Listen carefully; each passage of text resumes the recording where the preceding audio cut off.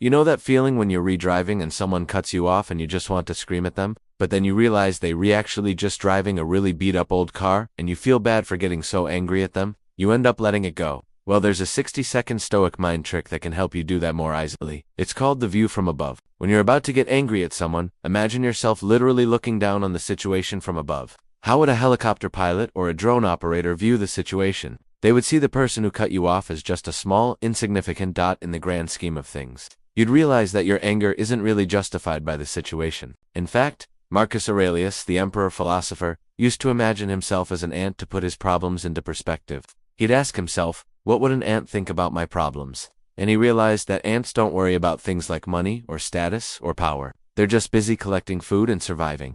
So he would calm down and focus on what really mattered. So the next time someone pisses you off, try this trick. Imagine them as a tiny little ant or a dot on your GPS, and ask yourself, is this really worth getting upset over? Probably not. This is a powerful tool for staying calm in traffic. But what about when you're not in traffic? Well, the Stoics had a trick for that too. It's called negative visualization. The idea is that if you can visualize the worst-case scenario in your head, you'll be less likely to worry about it in the moment. For example, let's say you're giving a presentation and you start to feel nervous. Instead of trying to calm yourself down, the Stoics would have you imagine the worst thing that could happen. What's the worst that could happen if you mess up this presentation? Maybe you lose your job? Okay, well then you'll find another job. Maybe you'll even find a better job. And the more you ruminate on how you'd deal with that worst-case scenario, the less scary it becomes.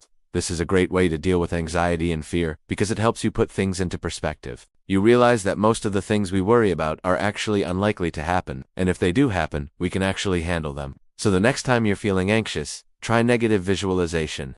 Imagine the worst-case scenario, and then imagine yourself dealing with it.